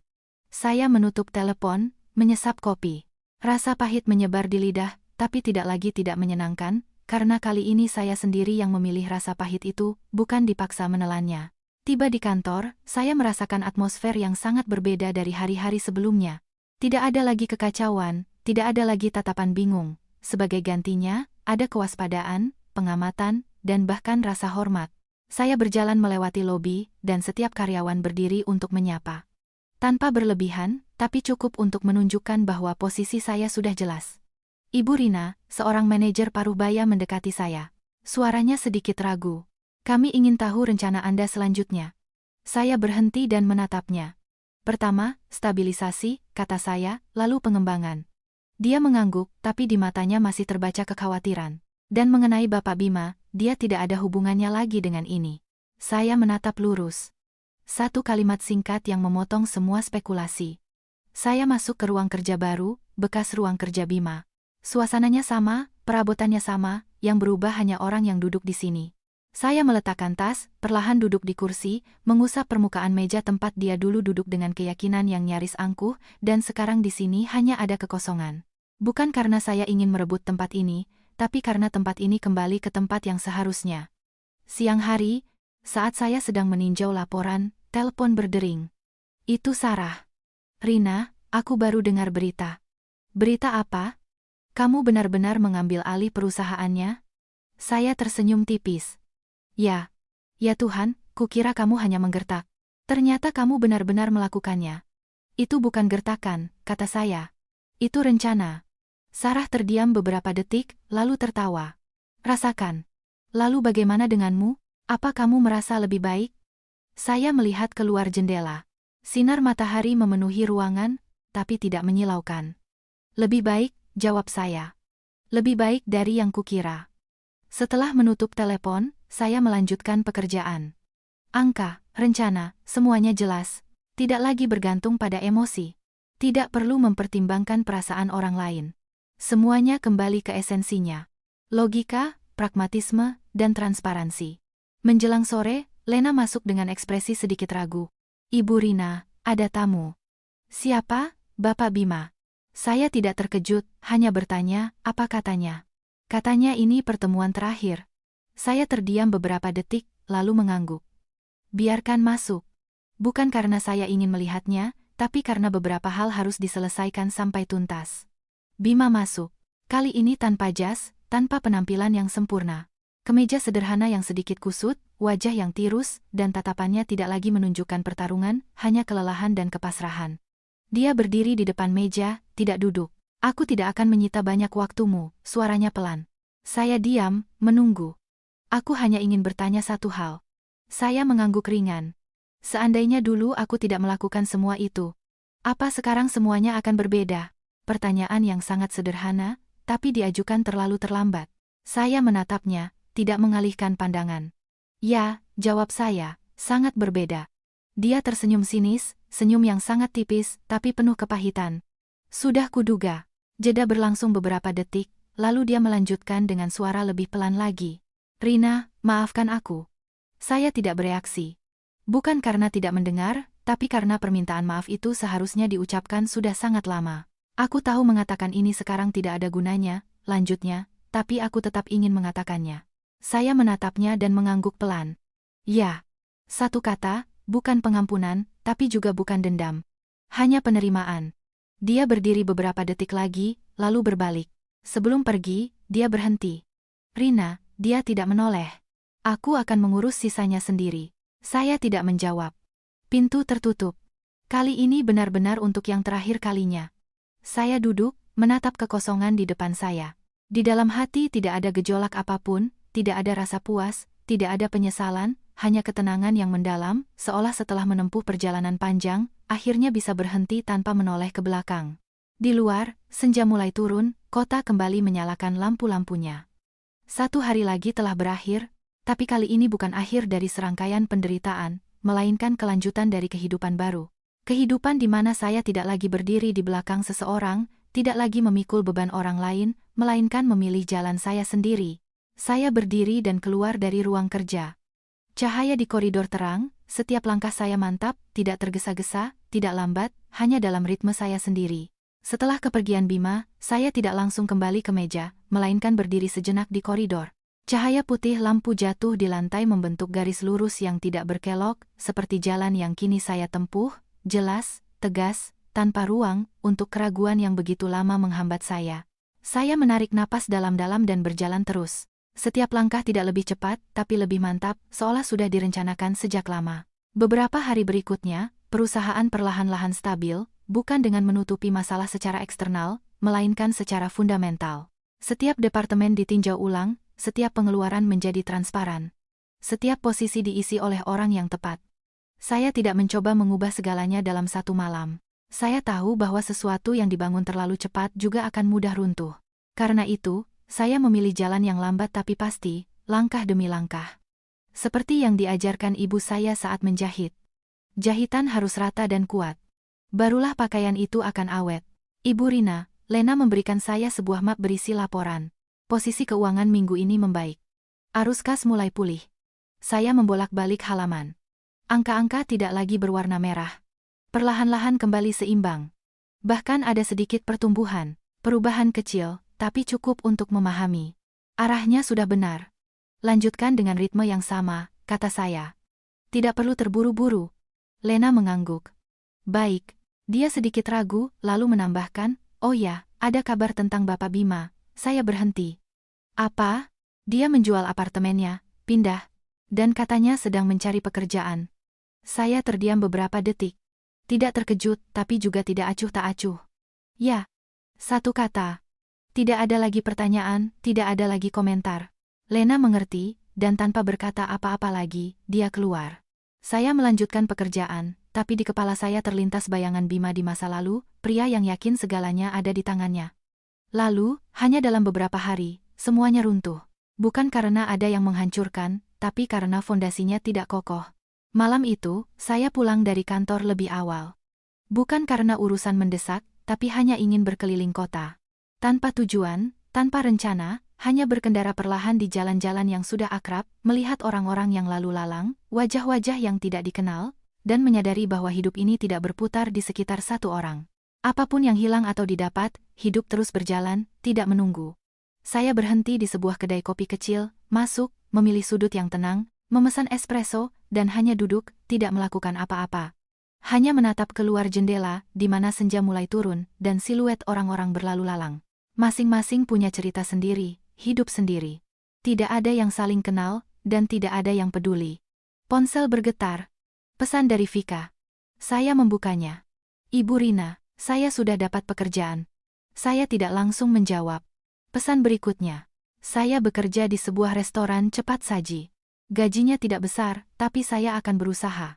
Saya menatap layar beberapa detik, lalu mengetik balasan. Bagus. Satu kata. Tidak ada pujian, tidak ada celaan. Tapi itu sudah cukup. Cukup agar dia mengerti, jalan ini harus dia tempuh sendiri. Saya meletakkan ponsel, menyesap kopi. Pahit yang akrab, tapi kali ini dengan sedikit rasa manis di akhir, sangat tipis, tapi nyata. Ketika saya pulang, kota sudah menyalakan lampu-lampunya. Cahaya dari jendela gedung-gedung tetangga jatuh ke balkon saya, menciptakan pola cahaya dan bayangan yang aneh. Saya keluar, berdiri sejenak. Angin malam dengan lembut menyentuh rambut. Terasa sejuk, tapi tidak dingin. Menyenangkan. Saya bersandar di pagar, memandangi arus mobil yang tak berujung di bawah, seperti waktu. Ponsel menyala lagi. Pesan lain, bukan dari Bima, bukan dari Vika. Dari nomor lama yang sudah lama tidak saya hubungi. Rina, ini teman ayahmu. Saya terdiam sejenak. Saya baru saja kembali ke Indonesia, dengar tentangmu. Ingin bertemu. Saya menatap pesan itu. Perasaan aneh, bukan cemas, bukan penasaran, melainkan perasaan bahwa satu pintu lagi terbuka. Saya tidak langsung menjawab, hanya berdiri, memandangi kota. Bayangan ayah muncul di benak saya, pria yang sudah lama tiada, tapi koneksi yang dia tinggalkan, entah di mana, diam-diam terus ada, sama seperti apa yang ibu tinggalkan untuk saya. Tidak mencolok, tapi cukup untuk menjadi pegangan di saat yang tepat. Saya menarik napas dalam-dalam dan mengetik balasan, tentu, kapan Bapak ada waktu? Setelah mengirimnya, saya meletakkan ponsel. Pandangan saya masih tertuju ke kejauhan, di mana lampu-lampu menyatu menjadi garis tak berujung. Hidup saya juga tidak berhenti di sini. Tidak berakhir dengan perceraian, tidak berakhir dengan kembalinya apa yang hilang. Hidup ini terus berjalan, tapi kali ini bukan untuk orang lain, melainkan untuk diri saya sendiri. Saya tersenyum tipis, sangat tipis, tapi tulus. Pesan dari orang yang mengaku sebagai teman ayahku masih terpampang di layar ponsel. Tidak mendesak, tidak terburu-buru. Tapi itu menciptakan jeda yang cukup dalam untuk membuatku sadar. Hidup tidak pernah benar-benar berhenti di satu titik. Ia selalu membuka jalan baru di saat-saat ketika segalanya terasa sudah tertutup. Aku berdiri di balkon beberapa saat lagi, membiarkan angin malam menerpaku, seolah memberi diriku kesempatan untuk melambat. Bukan karena ragu, tapi untuk mengambil langkah selanjutnya dengan kejernihan penuh, tidak terbebani oleh masa lalu dan tidak terbawa oleh emosi sesaat. Keesokan paginya, aku tiba di kantor lebih awal. Suasananya sudah jauh lebih stabil. Tatapan waspada telah berganti dengan fokus. Departemen-departemen bekerja lebih terkoordinasi. Laporan keuangan tidak lagi kacau. Ada sistem di dalamnya. Aku berjalan melewati kantor, tidak banyak bicara, tapi kehadiranku sepertinya sudah cukup untuk membuat semua orang fokus pada pekerjaan. Ibu Rina. Lena mendekatiku dengan tablet di tangan. Pertemuan dengan bank sudah dikonfirmasi hari ini, pukul 3. Baik. Dan dengan teman ayah saya itu, kapan rencananya? Aku berhenti sejenak. Malam ini. Lena mengangguk. Tanpa bertanya lebih lanjut, dia mengerti ada hal-hal yang tidak perlu banyak dibicarakan. Pagi berlalu dengan cepat. Aku bekerja tanpa henti. Setiap keputusan diambil tanpa ragu, tanpa perlu memikirkan bagaimana dampaknya pada perasaan orang lain. Hanya satu kriteria, benar atau tidak, menguntungkan atau tidak. Dan justru kejernihan inilah yang membuat segalanya lebih mudah, meskipun beban pekerjaan tidak berkurang. Siang hari, pertemuan di bank berjalan lancar. Syarat restrukturisasi mulai membuahkan hasil, arus kas terkendali. Kepercayaan mitra kembali, bukan karena apa yang aku katakan, tapi karena mereka melihat caraku bekerja. Ibu Rina, kata Pak Budi, suaranya lebih santai dari sebelumnya. Jika kita mempertahankan ritme ini, hanya dalam 3 bulan, perusahaan akan pulih sepenuhnya. Aku mengangguk, tidak perlu cepat, kataku. Yang penting solid, dia tersenyum. Itu yang tidak banyak orang bisa lakukan. Aku tidak menjawab apa-apa. Hanya mengumpulkan dokumen, berdiri, dan menjabat tangannya, mengakhiri pertemuan. Ketika aku keluar dari bank, hari sudah mulai gelap. Aku tidak pulang, melainkan pergi ke tempat yang telah ditentukan. Sebuah kedai teh tua di gang yang sepi, tidak terlalu mewah, tapi dengan suasana yang sangat akrab, mirip dengan tempat-tempat yang disukai ayahku. Aku masuk, melihat sekeliling, dan melihat seorang pria tua duduk di sudut. Dia berdiri ketika melihatku. Di matanya ada kegembiraan, tapi dia tetap tenang. Rina. Suaranya rendah. Aku mendekat, sedikit menundukkan kepala. Selamat malam, Om Niko, kami duduk. Awalnya sedikit canggung. Bukan karena asing, tapi karena kami berdua mencoba membangun kembali hubungan yang sudah lama terlupakan. Maaf baru sekarang menghubungimu, katanya. Aku menggelengkan kepala. Tidak apa-apa. Dia menatapku dan menghela napas pelan. Kamu mirip ibumu. Aku diam. Aku sudah sering mendengarnya, tapi kali ini terdengar berbeda. Aku tahu semuanya, lanjutnya. Tentang pernikahanmu, perusahaan, dan apa yang kamu lakukan. Aku tidak bertanya dari mana dia tahu. Itu tidak penting. Ayahmu sebelum meninggal menitipkan satu hal padaku. Aku sedikit tegang. Dia mengeluarkan sebuah amplop tua dari sakunya, dan meletakkannya di atas meja. Dia bilang, jika suatu saat nanti dia butuh, berikan ini padanya. Aku melihat amplop itu, tidak terburu-buru membukanya. Apa ini? Saham, katanya. Di perusahaan yang sudah lama diinvestasikan oleh ayahmu, tapi dia tidak pernah tercatat sebagai pemilik. Aku menatapnya, tidak bisa menyembunyikan keterkejutanku. Berapa banyak? Dia tersenyum tipis. Cukup agar kamu tidak perlu lagi bertarung dengan siapapun. Udara mengental. Aku membuka amplop itu. Di dalamnya ada dokumen-dokumen resmi yang dilegalisir dan angka yang membuatku terdiam selama beberapa detik. Bukan karena serakah, tapi karena aku sadar, ayahku tidak pernah benar-benar meninggalkanku sendirian. Aku melipat dokumen itu dan meletakkannya kembali di atas meja. Om Niko, bisakah Om menyimpannya dulu? Dia menatapku dengan heran. Kamu tidak membutuhkannya sekarang? Tidak, kataku. Tapi aku tahu itu ada. Dia mengangguk. Di matanya tampak kepuasan. Kamu lebih dewasa dari yang kukira. Aku tersenyum tipis. Aku hanya belajar dari apa yang telah terjadi. Kami berbincang sedikit lagi. Tidak lama, tapi cukup untuk mengisi kekosongan bertahun-tahun. Ketika aku keluar dari kedai teh, hari sudah benar-benar gelap. Lampu-lampu jalan terpantul di aspal yang basah setelah hujan singkat. Aku berjalan perlahan ke mobil. Di hati tidak terasa berat, tidak juga ringan. Terasa seimbang, seolah segalanya akhirnya berada di tempatnya. Ponsel bergetar. Pesan dari Bima. Aku sudah dapat pekerjaan. Aku melihatnya, tidak membalas. Pesan berikutnya. Posisi kecil, tapi cukup untuk hidup. Aku membacanya dan mematikan layar. Bukan karena dingin, tapi karena tidak ada alasan untuk melanjutkan dialog ini. Aku masuk ke mobil, menyalakannya. Mobil perlahan melaju di jalanan yang terang. Di kepala tidak ada lagi bayangan masa lalu, tidak ada lagi pertanyaan bagaimana jika. Yang ada hanya satu, ke depan. Hidup tidak berhenti. Dan aku juga. Setelah pertemuan dengan Niko, teman lama ayah, aku tidak membawa pulang amplop berisi dokumen itu. Bukan karena tidak menghargainya, tapi karena aku sadar, beberapa hal tidak harus dipegang untuk menjadi milikmu. Dan terkadang, justru penolakan untuk segera memiliki itulah yang membuat kita bisa melihat nilai sejatinya dengan lebih baik. Aku berkendara perlahan di jalanan yang sudah akrab. Cahaya lampu jalan terpantul di kaca depan, menciptakan garis-garis tak berujung. Di kepalaku tidak ada lagi perhitungan dan rencana yang padat, melainkan keheningan yang cukup dalam untuk bertanya pada diri sendiri. Seandainya tidak ada semua guncangan ini, apakah aku akan pernah keluar dari lingkaran setan yang kubuat sendiri selama bertahun-tahun? Keesokan paginya, ketika aku masuk ke kantor, suasananya sudah tidak ada hubungannya dengan kekacauan di hari-hari pertama. Semuanya sudah tertib, bukan karena tekanan, melainkan berkat stabilitas yang perlahan-lahan terbangun oleh keputusan-keputusan yang jelas. Aku berjalan melewati meja-meja kerja, mendengar dengungan percakapan bisnis yang teratur, tidak ada lagi bisikan-bisikan bingung.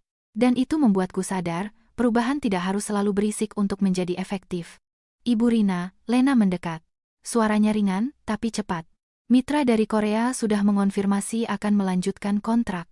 Katanya mereka percaya pada gaya manajemen Anda. Aku mengangguk, tanpa menunjukkan emosi khusus. Siapkan dokumennya. Baik. Lena berbalik untuk pergi tapi berhenti sejenak. Oh ya, satu hal lagi. Aku menatapnya. Vika mengirim email ke perusahaan. Aku sedikit terdiam.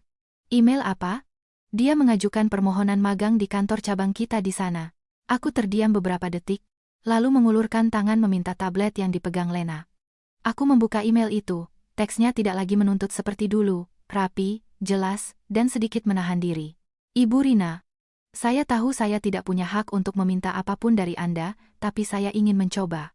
Jika memungkinkan, saya akan mulai dari posisi terendah. Aku selesai membacanya. Tidak ada rasa haru, tidak ada rasa dingin, hanya logika. Terima, kataku. Lena terkejut, ya, dengan syarat umum, tanpa hak istimewa. Saya mengerti.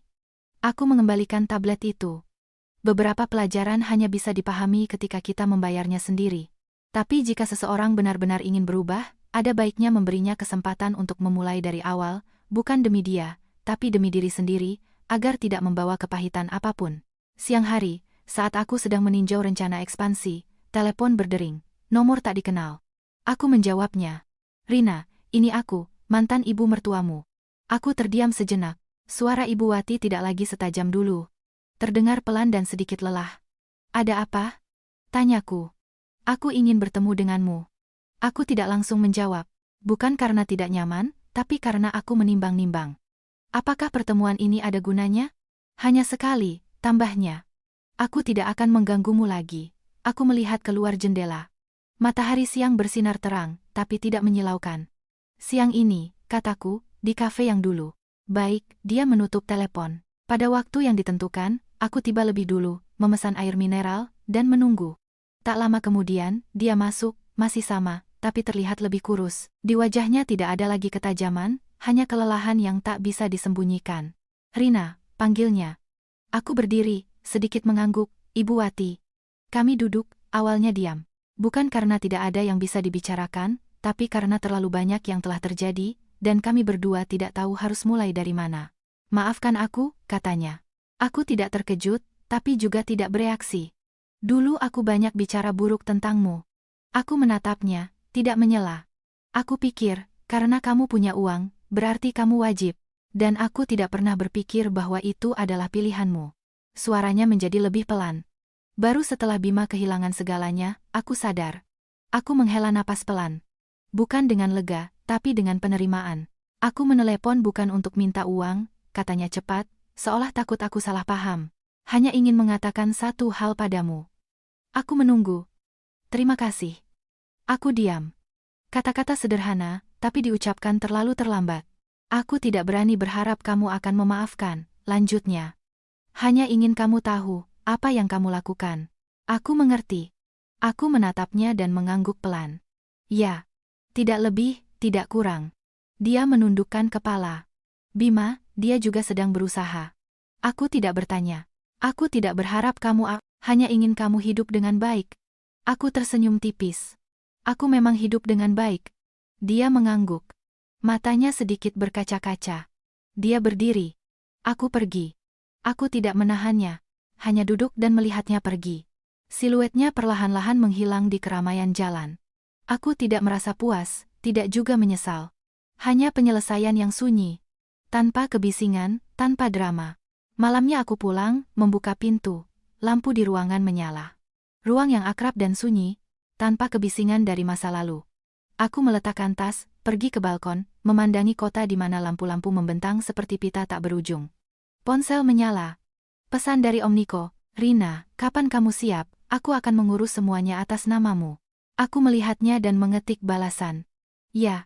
Tapi tidak perlu terburu-buru. Setelah mengirimnya, aku meletakkan ponsel. Menarik napas dalam-dalam. Aku tidak perlu terburu-buru, karena untuk pertama kalinya, aku tahu persis kemana aku akan melangkah. Hari-hari setelah pertemuan dengan Ibu Bima berlalu dengan tenang, tanpa guncangan besar, tanpa tikungan tak terduga, tetapi dengan perasaan yang sama sekali berbeda.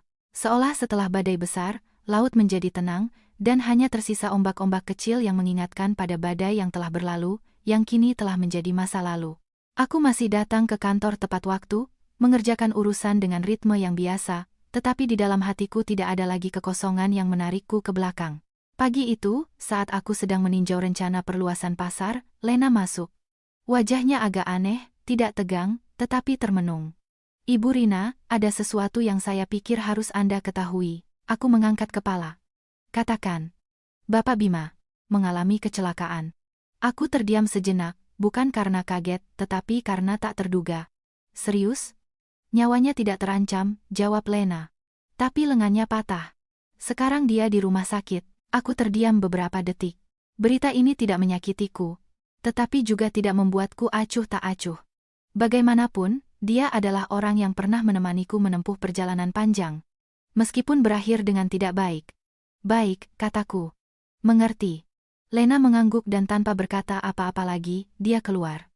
Aku kembali ke dokumen-dokumen, tetapi pandanganku tidak lagi sepenuhnya fokus pada angka-angka. Di kepala terlintas bayangan Bima beberapa hari terakhir, bukan lagi pria yang sombong, melainkan orang yang belajar memulai dari nol.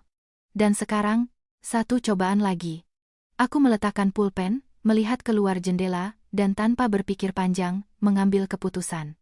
Siang hari, aku pulang dari kantor lebih awal dan pergi ke rumah sakit.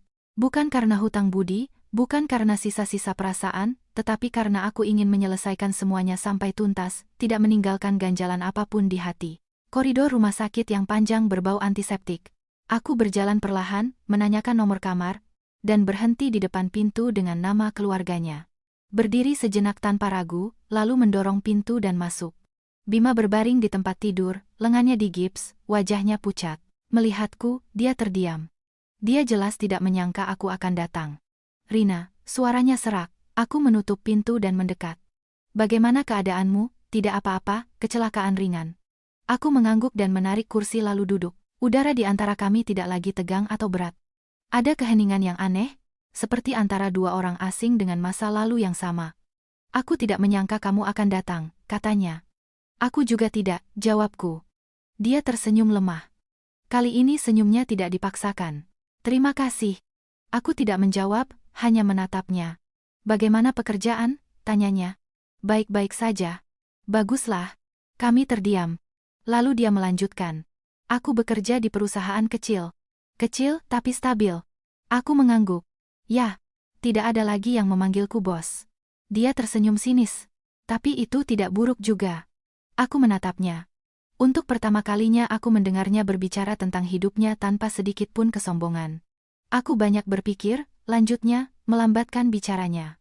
Tentang semua yang terjadi. Aku tidak menyela. Dulu aku pikir yang terpenting adalah uang dan jabatan. Dia menatap langit-langit. Tapi ternyata, semua itu tidak bisa mempertahankan apa-apa.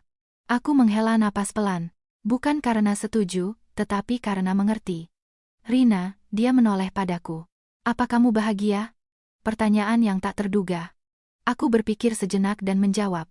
Ya. Perlahan, tanpa kepura-puraan, jujur. Dia mengangguk. Tatapannya melembut. Baguslah. Kami hampir tidak berbicara lagi, tidak mengenang masa lalu, tidak mengorek luka lama. Kami berdua mengerti bahwa apa yang telah berlalu tidak perlu diungkit-ungkit lagi. Aku berdiri. Istirahatlah. Dia mengangguk. Ya. Aku berbalik dan berjalan ke pintu. Sebelum keluar, dia memanggil, Rina. Aku berhenti. Terima kasih karena tidak menghancurkanku sampai habis. Aku tidak menoleh, hanya berkata, aku tidak menghancurkanmu. Aku berhenti sejenak. Kamu yang melakukannya sendiri. Dan keluar. Pintu tertutup, koridor masih sama panjang dan terangnya. Aku berjalan tidak cepat, tidak lambat, tetapi di hati terasa sedikit lebih ringan. Bukan karena memaafkan, tetapi karena tidak ada lagi yang perlu dipegang. Ketika aku keluar dari rumah sakit, hari sudah mulai senja. Cahaya kuning matahari terbenam menyinari aspal. Aku berhenti sejenak, menarik napas dalam-dalam, dan berjalan terus, ponsel bergetar. Pesan dari Lena. Ibu Rina, kontrak baru sudah ditandatangani. Aku melihatnya dan tersenyum lemah. Baik, satu kata, tapi itu sudah cukup. Hidup terus berjalan. Dan kali ini, aku berjalan dengan kakiku sendiri. Keluar dari rumah sakit, aku tidak langsung ke kantor, melainkan berkendara perlahan melewati beberapa jalan yang sudah kukenal. Bukan untuk mencari sesuatu yang hilang, tapi untuk merasakan sendiri bagaimana semuanya telah berubah. Apa yang dulu menyakitkan hingga tak bisa bernapas, kini hanya menjadi kenangan jauh yang tak lagi bisa menarikku kembali. Dan perubahan yang tak kentara ini membuatku sadar betapa panjang jalan yang telah kutempuh.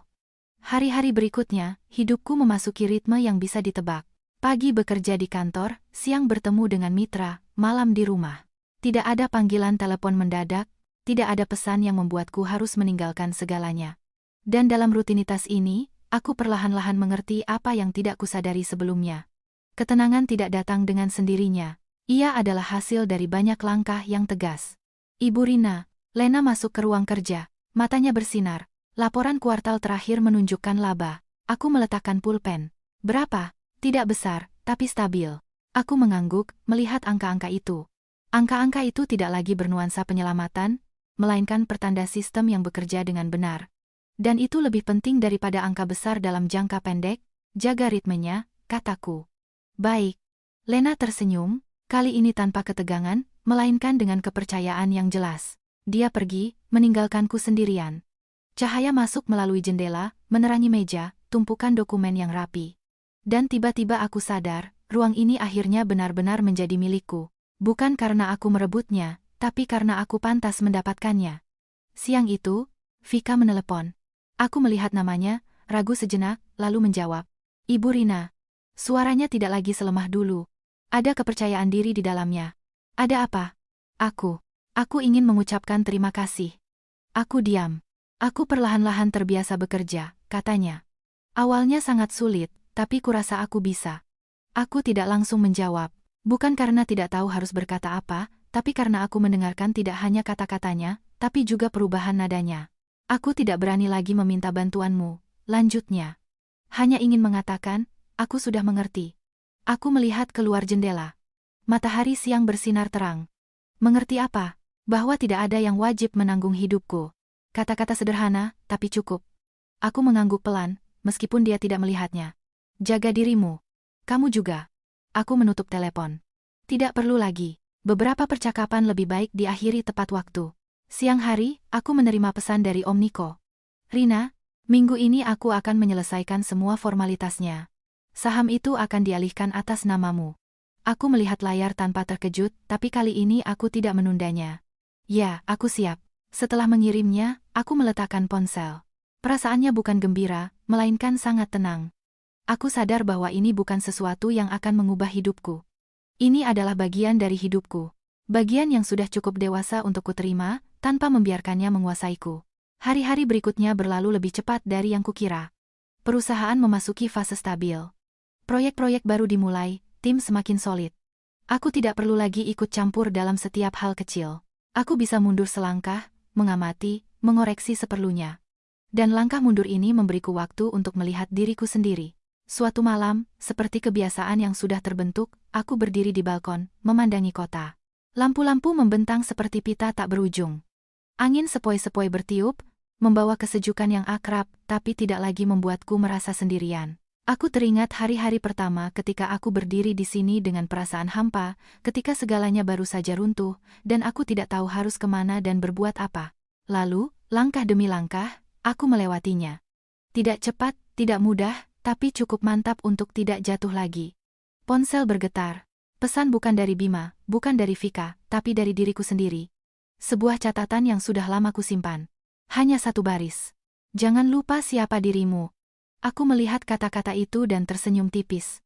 Bukan karena baru teringat, tapi karena aku tidak lagi lupa. Aku mematikan layar, mengangkat kepala ke langit malam.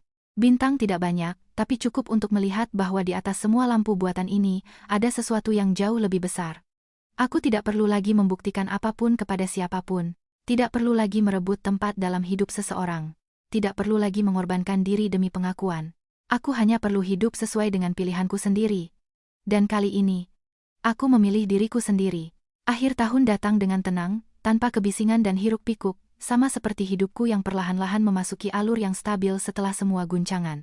Aku tidak lagi mengukur waktu dengan peristiwa-peristiwa besar, melainkan dengan pagi-pagi ketika aku bangun tanpa rasa tertekan, sore-sore ketika aku selesai bekerja tepat waktu, dan malam-malam di balkon, memandangi kota tanpa pertanyaan-pertanyaan yang belum terselesaikan di dalam hati. Dan justru kesederhanaan inilah yang dulu tidak pernah kupikir akan begitu kuhargai. Perusahaan, setelah hampir setengah tahun restrukturisasi, tidak lagi menyerupai tempat di ambang kehancuran. Ia telah menjadi sistem yang bekerja dengan jelas, di mana setiap departemen mengetahui tugasnya, dan setiap orang mengetahui tempatnya. Aku tidak perlu lagi hadir di setiap rapat, tidak perlu lagi secara pribadi menyelesaikan masalah-masalah kecil. Aku bisa mundur, mengamati, dan ikut campur hanya jika benar-benar diperlukan. Dan ini bukan karena aku santai, melainkan karena aku telah membangun fondasi yang cukup kuat yang tidak perlu ditopang dengan tangan. Ibu Rina. Lena masuk ke ruang kerja dengan senyum tipis tapi jelas. Laporan tahunan melebihi target. Aku mengambil map itu, membolak-balik halaman. Angka-angkanya tidak hanya indah, tetapi stabil, tanpa lonjakan tajam, tanpa celah yang perlu disembunyikan. Dan inilah yang terpenting. Bagus, kataku. Lena sedikit membungkuk. Ini berkat Anda. Aku menggelengkan kepala pelan. Berkat semua orang. Dia tersenyum dan keluar, meninggalkanku sendirian di ruang yang sudah akrab. Sinar matahari terakhir masuk ke dalam ruangan. Tidak lagi setajam dulu, melainkan lembut. Sama seperti segalanya dalam hidupku, melembut setelah hari-hari yang dulu sangat berbeda. Malam itu, aku menerima pesan dari Vika. Ibu Rina, saya diterima sebagai karyawan tetap. Aku membacanya, tidak terkejut, tapi tetap berhenti sejenak. Gajinya tidak besar, tapi saya bisa menghidupi diri sendiri. Pesan berikutnya. Aku melihatnya dan mengetik balasan. Bagus. Teruslah berusaha. Tidak panjang, tapi cukup. Beberapa hubungan tidak harus kembali seperti dulu, cukup dilanjutkan dengan cara yang berbeda. Seminggu kemudian, aku menerima undangan pembukaan sebuah perusahaan kecil. Nama pengirimnya, Bima. Aku memegang kartu undangan itu, melihat huruf-huruf yang tercetak rapi. Tanpa kemegahan, tanpa kilau. Undangan sederhana tanpa pesan pribadi apapun, Aku tidak terburu-buru mengambil keputusan, hanya meletakkannya di atas meja. Pada hari yang ditentukan, aku seperti biasa pergi bekerja, mengerjakan urusan, mengadakan pertemuan, menandatangani dokumen. Semuanya berjalan seperti hari biasa. Tapi ketika jam kerja selesai, aku berdiri di dekat meja, sekali lagi melihat kartu undangan itu, dan mengambilnya. Bukan karena aku harus pergi, tapi karena aku laitan akatan. Acaranya kecil, tidak ramai. Ruangan kecil, beberapa meja, beberapa pot bunga, dan papan nama yang sama sekali baru. Aku masuk, dan awalnya tidak ada yang memperhatikanku sampai Bima melihatku. Dia terdiam sejenak, lalu mendekat. "Rina." Suaranya tenang, tanpa ketergesaan dan ketegangan. "Selamat," kataku. "Terima kasih." Kami berdiri tidak terlalu dekat dan tidak terlalu jauh, seperti dua orang yang pernah berjalan di jalan yang sama, lalu berpisah ke arah yang berbeda, tanpa menoleh ke belakang, tapi masih bisa bertemu di persimpangan singkat. "Aku tidak menyangka kamu akan datang," katanya. "Aku juga tidak," jawabku. Dia tersenyum lemah. "Tapi aku senang." Aku mengangguk, melihat sekeliling. Ruangannya sederhana, tapi rapi, tanpa kesombongan yang dulu, melainkan dengan awal yang benar-benar tepat. "Aku memulai semuanya dari nol," katanya, seolah menjelaskan. "Itu bagus," jawabku, tidak bertanya lebih lanjut, tidak menilai, hanya menerima. Beberapa saat kemudian, aku meletakkan sebuah amplop di atas meja, sedikit. Dia melihatnya, tapi tidak membukanya. "Aku tidak butuh." "Aku tahu," potongku, "tapi ini bukan untukmu." Dia terdiam. "Ini untuk awal yang baru," kataku. Dia terdiam beberapa detik, lalu mengangguk. "Terima kasih." Tanpa kata-kata berlebihan, tapi itu sudah cukup. Aku tidak tinggal lama. Berdiri beberapa menit lagi, lalu pergi, tanpa menoleh, tanpa menunda. Aku tahu bahwa hidup kami masing-masing telah menempuh jalannya sendiri dan tidak lagi membutuhkan persinggungan. Ketika aku keluar ke jalan, hari sudah gelap. Lampu-lampu jalan menyala, kebisingan siang hari mereda. Aku berhenti sejenak, menarik napas dalam-dalam, dan berjalan terus. Ponsel bergetar. "Pesandarium Niko." "Rina, semuanya sudah beres." Aku melihatnya dan tersenyum. "Ya." Satu kata, tapi di dalamnya ada segalanya. Aku masuk ke mobil, menyalakannya. Mobil perlahan-lahan melaju di jalanan yang sudah akrab, tapi kali ini perasaannya berbeda. Bukan pencarian, bukan pelarian, melainkan gerakan yang sangat jelas. Aku tahu kemana aku akan pergi dan mengapa. Kembali ke rumah, seperti kebiasaan yang telah menjadi bagian dari diriku, aku pergi ke balkon. Memandangi kota, lampu-lampu yang membentang tanpa akhir, aku tidak lagi merasa kecil di dalamnya. Aku berdiri lama, tidak memikirkan masa lalu, tidak mengkhawatirkan masa depan, hanya berada di saat ini. Dan pada saat itu, aku sangat jelas memahami satu hal. Aku tidak mengalahkan siapapun, aku tidak kehilangan apapun. Aku kembali pada diriku sendiri, pada versi diriku yang tidak perlu bersandar pada siapapun untuk ada. Tidak perlu membuktikan nilaiku melalui pengorbanan. Tidak perlu bertahan dalam hubungan karena takut kehilangan. Aku telah melewati pernikahan, kehancuran, jalan untuk mengembalikan apa yang menjadi milikku. Tapi yang terpenting bukanlah apa yang kudapatkan kembali, melainkan apa yang kupelajari, bahwa kebaikan bukanlah kesalahan, tetapi harus diterapkan dengan benar. Bahwa cinta bukanlah kesabaran, melainkan rasa hormat. Dan bahwa terkadang, melepaskan bukanlah kehilangan, melainkan satu-satunya cara untuk menyelamatkan diri sendiri. Aku tersenyum tipis. Lampu-lampu kota masih menyala seperti biasa. Hidup terus berjalan, dan aku juga. Jika Anda telah mengikuti cerita ini sampai baris terakhir, mungkin di dalam jiwa Anda sekarang tidak hanya ada emosi, tetapi juga keheningan yang mendalam. Jeda untuk bertanya pada diri sendiri, berapa kali dalam hidup kita telah memberi, lupa untuk menyisakan sesuatu untuk diri kita sendiri. Kisah Rina bukanlah kisah seorang wanita. Ini adalah kisah banyak dari kita, mereka yang percaya bahwa jika kita berkorban cukup banyak, bersabar cukup lama, maka segalanya akan membaik dengan sendirinya. Tapi hidup tidak bekerja seperti itu. Dalam beberapa hubungan, semakin banyak Anda memberi, semakin banyak itu dianggap sebagai hal yang wajar. Dengan beberapa orang, semakin banyak Anda mengalah, semakin jauh mereka melangkah. Dan terkadang, Anda kalah bukan karena Anda lemah, tetapi karena Anda terlalu lama memilih untuk bersabar. Rina adalah seperti itu. Dia tidak kekurangan akal, karakter, atau kemampuan, tetapi apa yang menjebaknya selama 5 tahun adalah sesuatu yang sangat akrab. Perasaan dan keyakinan bahwa orang yang dicintai akan berubah, keyakinan bahwa keluarga akan mengerti, keyakinan bahwa hanya perlu sedikit lebih banyak berusaha. Tapi hidup tidak memberi penghargaan atas kesabaran buta. Ia mengembalikan kepada Anda persis apa yang Anda izinkan orang lain lakukan terhadap Anda. Dan titik balik bagi Rina datang bukan ketika dia memiliki uang, bukan ketika dia mendapatkan kembali perusahaannya, tetapi pada saat dia mengucapkan satu kata sederhana, cukup. Cukup membiayai orang yang tidak bertanggung jawab. Cukup memaafkan apa yang tidak pantas dimaafkan. Cukup menyakiti diri sendiri. Ini bukan kekejaman, ini adalah kejernihan pikiran. Dan justru dari saat itulah segalanya mulai berubah. Perhatikan, Rina tidak membalas dendam dengan keras, tidak membuat adegan dramatis, tidak membuktikan kebenarannya kepada siapapun. Dia hanya mengambil kembali apa yang seharusnya tidak dia berikan, dan membiarkan segalanya kembali ke tempatnya.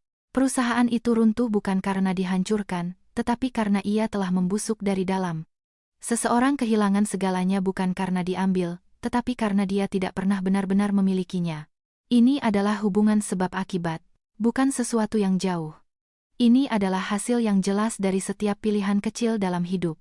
Dan yang terindah dalam cerita ini bukanlah kesuksesan Rina, tetapi bagaimana dia melepaskan. Dia tidak menoleh ke belakang, tidak menderita, tidak hidup di masa lalu.